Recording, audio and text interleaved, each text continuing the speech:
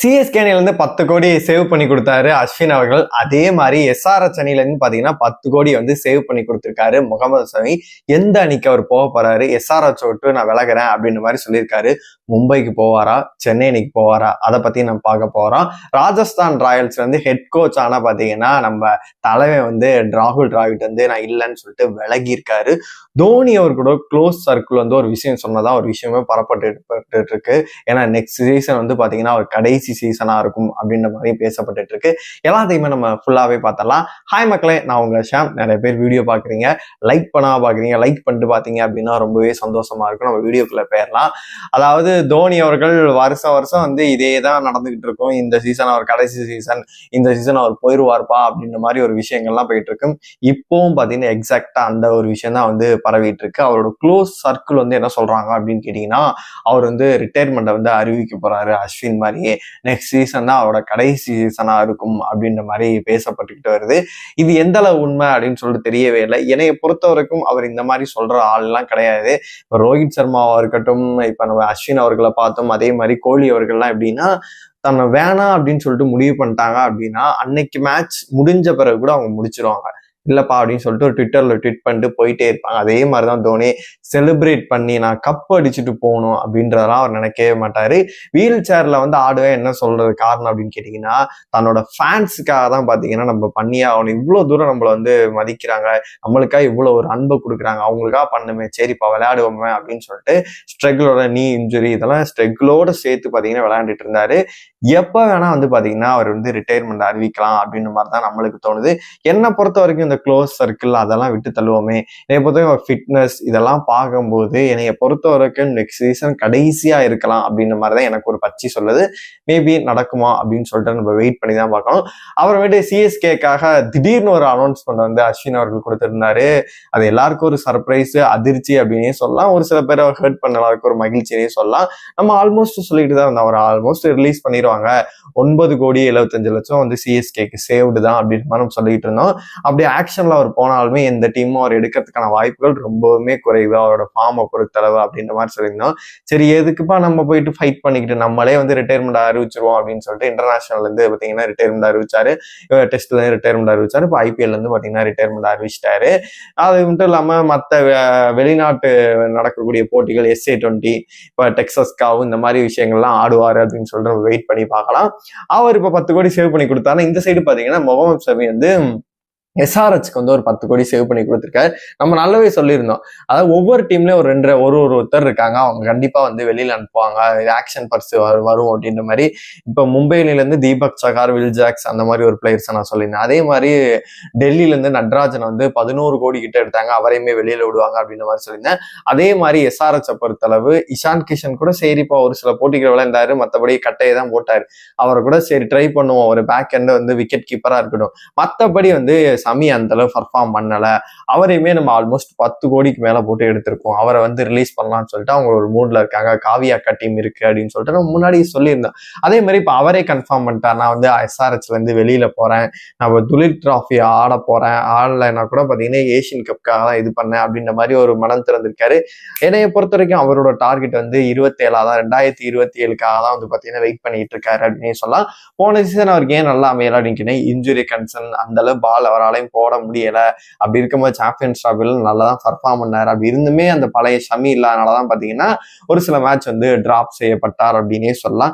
மீண்டும் அந்த இன்ஜுரி கன்சர்ன்ல இருந்தெல்லாம் வெளியில வந்து கம்பேக் கொடுத்தாரு அப்படின்னா எந்த டீமுக்கு அவர் வந்து உபயோகமா இருப்பார் அப்படின்னு கேட்டீங்கன்னா, ஒரு இந்தியன் ஃபாஸ்ட் பவுலர் இருக்கிறது வந்து பாத்தீங்கன்னா நம்மளுக்கு ஐபிஎல் வந்து சூப்பரான ஒரு விஷயம்.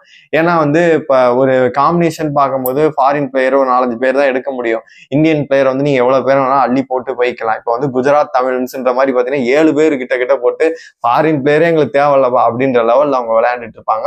அப்படி இருக்கும்போது சிஎஸ்கே அணியை பொறுத்தளவு கலிலுக்கு ஹெல்ப் பண்ற மாதிரி ஒரு ஃபாஸ்ட் பவுலர் இருந்தாரு அப்படின்னா கண்டிப்பாவே நல்லா இருக்கு. பத்திரானாவை நம்புனாங்க, அந்த அளவு பர்ஃபார்ம் பண்ணவே இல்லை. அதே மாதிரி கலில் நல்லா பண்றாரு, அன்சுல்லா அந்த அளவு நல்லா பண்ணி ஒரு ஃபாஸ்ட் பவுலர் இறக்கி போட்டாங்க அப்படின்னா டீம் வந்து செட்டில்ட் ஆயிரும். அப்படியே கட் பண்ணோம் அப்படின்னா மும்பை அணியை பொறுத்தளவு கடைசி டயத்துல அவங்க வெளியில போறதுக்கான முக்கியமான காரணம் என்ன அப்படின்னு கேட்டீங்கன்னா, அவங்க காம்பினேஷன்ல குழப்பம் வந்தது. அதாவது பேட்டிங் ஆர்டர்லாம் சூப்பரா இருந்துச்சு, பூம்ரா நல்லா பண்ணிட்டாரு. அந்த ஒரே ஒரு ஓவர் 2 ஓவர் யார்கிட்ட கடத்துறது அப்படிங்கிற வரும்போது டாப் லீடு கொடுத்து டாப் கலந்து போச்சு. தீபக் சகர் வந்து கடைசி டயத்துல வந்து இன்ஜுரி ஆயிடுச்சு. அதே மாதிரிதான் சிஎஸ்கேக்கு ஒரு தடவை வந்து குரூசியல் டயத்துல வந்து அவருக்கு இன்ஜுரி ஆகி வெளியில போயிருந்ததுனால அடிக்கடி காலை பிடிச்சிட்டு போறதுனால அவரை வந்து நம்பவே முடிய மாட்டேங்குது. அதனால ஒரு பேக் எண்ட்ல ஒரு பவுலர் இருந்தா நல்லா இருக்கும், இல்ல வந்து மெயின் பவுலரா இருந்தா நல்லா இருக்கும்னு சொல்லிட்டு அவங்களுமே எதிர்பார்ப்பாங்க. சமி ஃபிட்னஸ் எல்லாமே வந்து நல்லா இருந்தாரு, இன்ஜுரி கன்சர்ன் எதுவுமே இல்லை, பழைய சமியா இருக்காரு அப்படின்னா அவங்களுக்கும் முக்கியமா ஒரு யூஸ்ஃபுல்லா இருப்பாரு அப்படின்னு சொல்லி நம்பலாம். இப்ப சிஎஸ்கே பொறுத்தளவு பாத்தீங்கன்னா கண்டிப்பா அவர் தேவைப்படுவாரு, எம்ஐ பொறுத்தளவு தேவைப்படும். அதே மாதிரியே நட்ராஜனே வந்து டெல்லியில இருந்து வெளியில விடுவாங்க. இப்ப நான் முன்னாடியே சொல்றோம், அடுத்தது தனக்கப்புறம் முன்னாடியே ப்ரெடிக்ட் பண்ணி சொல்லிட்டு இருக்கோம். நட்ராஜன் வந்து ஆல்மோஸ்ட் 11 கோடி கிட்ட எடுத்தாங்க. அவரையுமே கெவின் பீட்டர்னு சொல்லியிருந்தாரு, காம்பினேஷன்ல அவர் எடுக்க முடியல அப்படின்னு சொல்லிட்டு அவர் 11 கோடி வெளியில விட்டு அவர் சேவ் பண்ணதான் பார்ப்பாங்க. அவரை வெளியில விட்டாங்க அப்படின்னா கண்டிப்பா போன டைமே பாத்தீங்கன்னா நட்ராஜன் வந்து சிஎஸ்கேவும் ட்ரை பண்ற மாதிரி இருந்துச்சு, மும்பையும் ட்ரை பண்ற மாதிரி இருந்துச்சு. தூக்கி போட்டாங்க அப்படின்னா கண்டிப்பா ரெண்டு டீமுமே வந்து செட்டில்ட் ஆயிரும். அதனால எந்த டீமுக்கு வர போறாரு அப்படின்னு சொல்லிட்டு நம்ம வெயிட் பண்ணி தான் பார்க்கணும். என்னை பொறுத்த சிஎஸ்கே நான் முன்னாடியே சொன்ன போது ஆல்மோஸ்ட் வந்து காம்பினேஷன் நல்லாவே இருக்கு. சஞ்சு எல்லாம் தேவையே கிடையாது. இன்னொரு ஒரு ஃபாஸ்ட் பவுலரு ஏதாச்சும் ஒரு ஆல்ரவுண்டர் கிடைச்சாரு அப்படின்னா நல்லா இருக்கும். அதுக்கு ரெண்டு ஓப்பனிங் காம்பினேஷன் வந்து நல்லா தான் இருக்கு. ருத்து பேக் எண்ட் வந்துட்டாரு அப்படின்னா எந்த ஒரு பிரச்சனையுமே கிடையாது. ஆயுஷ் மாத்திரே ருத்து கூட பண்ணலாம், இல்ல வந்து ஜானி பெஸ்டோ இல்ல ஏதாவது ஒரு ஃபாரின் பேட்ஸ்மேன் வந்து தூக்கி போட்டாங்க அப்படின்னா இப்ப பென் டக்கெட்லாம் வந்து பாத்தீங்கன்னா போன தடவை அன்சோல்ட் ஆனாரு, அவர்லாம் செம்ம பர்ஃபார்மன்ஸ் பண்றாரு, அவர்லாம் தூக்கி போட்டாங்க அப்படின்னா சிஎஸ்கேக்கு நல்லாவே இருக்கும். அப்படியே நம்ம மும்பை சைடு போனோம்னா அவங்களுக்கு எந்த ஒரு பிரச்சனையும் இல்லாத மாதிரி தான் இருக்கு. அவங்களுக்கு இந்த ஃபாஸ்ட் பவுலர் சைட்ல இருந்து ஒரு பிரச்சனை இருக்கு. அதே மாதிரி பாத்தீங்கன்னா வில் ஜாக்ஸ் வந்து ஒரு சில மேட்ச்ல நம்பினாங்க, அவருமே வந்து சரியா பர்ஃபார்ம் பண்ண மாட்டேங்கிறாரு. அதனால அந்த இது அவங்களுக்குமே உதைக்குது. அதனால சிஎஸ்கேக்கு என்ன பிரச்சனைகள் இருக்கோ அதே பிரச்சனைகள் தான் அவங்களுக்கு இருக்கு. இன்னொரு ஒரு ஃபாஸ்ட் பவுலரு, ஒரு ஆல்ரவுண்டர் கேமரூன் கிரீன் மாதிரியோ ஏதாச்சும் ஒருத்தர் வந்தாங்க அப்படின்னா அவங்க டீம் பாத்தீங்கன்னா செட்டில்ட் ஆயிரும் அப்படின்னே சொல்லலாம். வெயிட் பண்ணி பார்க்கலாம் என்ன ஒரு காம்பினேஷன்ல எடுக்கிறாங்கன்னு சொல்லிட்டு. அது மட்டும் இல்லாம இப்ப இவங்களுக்கு 10 கோடி சேவ்ட் ஆயிடுச்சு, அதே மாதிரி எஸ்ஆர்எஸ் 10 கோடி சேவ்ட் ஆயிடுச்சு. இது மட்டும் இல்லாம மினி ஆக்ஷனுக்கு ஒரு 5 கோடி வந்து கூடுதலா கொடுக்கப்படும். அப்படி இருக்கும்போது சிஎஸ்கேக்கும் சரி எஸ்ஆர்எஸ்க்கும் இப்பயே வந்து பர்ஸ்ல வந்து 15 கோடி இருக்கு. ஆல்மோஸ்ட் வந்து பாத்தீங்கன்னா நட்ராஜனா இருக்கட்டும், நம்ம சமியா இருக்கட்டும், ஒரு 10 கோடி கிட்ட எல்லாம் போக மாட்டாங்க, 5 கோடி கிட்ட தான் போவாங்க. ஒரு 3-4 கோடி கூட பாத்தீங்கன்னா எடுக்கலாம். அப்புறம் கேமரூன் கிரீன் ஒரு 10 ஆரம்பிச்சு ஒரு 14 கோடி கிட்ட வந்து போகலாம். எக்ஸ்ட்ரீமா போனாதான் வந்து 18 கோடி கிட்ட போகலாம். அதெல்லாம் கன்ஃபார்மா ட்ரை பண்ணலாம். இவங்க மிச்சம் இருக்காங்களா கழிச்சு போட்டா ஒரு 30 கோடி இருக்கு. அதனால சிஎஸ்கே வந்து நம்பி மினி ஆக்ஷன் சூப்பரான பிளேயர்ஸ் தூக்கலாம். என்ன பண்றாங்க அப்படின்னு சொல்லிட்டு வெயிட் பண்ணி பார்க்கலாம். அப்புறம் ராஜஸ்தான் ராயல்ஸ் வந்து நம்ம சொல்லியானும் ஹெட் கோச்சா இருந்து இப்ப வைபவ் சூரியவன்சில இருந்து நிறைய பிளேயர்ஸ்களை வந்து பாத்தீங்கன்னா வளர்த்து விட்டுற வந்து ராகுல் டிராவிட் தான். ஒரு சம்பவம் நம்ம பார்த்திருப்போம், அந்த கேப்பை போட்டு கீழே அடிச்சு போட்டு என்னடா விளையாடுறீங்க அப்படின்னு சொல்லிட்டு அக்ரெசிவ் ஆனதெல்லாம் நம்ம பார்த்திருக்கோம். இப்ப பாத்தீங்கன்னா தலைமை பயிற்சியாளராக இருந்தாரு, ஹெட் கோச்சா இருந்தாரு. அதுல இருந்து நான் போறேன்ப்பா அப்படின்னு சொல்லிட்டு பாத்தீங்கன்னா விலகி இருக்காரு. மீண்டும் அந்த இடத்துக்கு யார் வருவாங்க அப்படின்ற ஒரு விஷயமே போயிட்டு இருக்கு. அதை நம்ம பொறுத்து இருந்துதான் பார்க்கணும், என்ன ரீப்ளேஸ்மெண்டா யாரை கொண்டு வராங்க அப்படின்னு சொல்லிட்டு. சஞ்சு வெளியில விட்டு யாரை உள்ள கொண்டு வராங்க, திரும்பி வந்து ரியான் பராக்கி கேப்டன்சி எதுவும் போடுறாங்களா, இல்ல வந்து சஞ்சு வெளியில போறது அவருக்கு எதுவும் பிடிக்கல, என்ன பிரச்சனைகள்னு சொல்லிட்டு அடுத்தடுத்து நியூஸ் வந்துச்சுன்னா கண்டிப்பா அவங்களை வந்து அப்டேட் பண்றேன். ஆனா நம்ம சமியை பொறுத்தளவு பாத்தீங்கன்னா நம்ம வெளியில வராருன்னு சொல்லிட்டோம், ஆனா எல்எஸ்ஜி போறாரு அப்படின்ற ஒரு நியூஸ்மே இருக்கு. அடுத்தடுத்து அப்டேட் வந்துச்சுன்னா கண்டிப்பா உங்கள்ட்ட வந்து சேர்த்துறேன். இந்த மாதிரி கிரிக்கெட் அப்டேட்ஸ் எதுவும் பார்க்கணும் அப்படின்னு நினைச்சீங்கன்னா நம்ம சேனலை மறக்காம சப்ஸ்கிரைப் பண்ணி வச்சுக்கிட்டு லைக் பண்ணி வச்சுக்கோங்க. உங்க கிரிக்கெட் ஃபேன்ஸ் எல்லாத்துக்கும் இதை ஷேர் பண்ணி விடுங்க.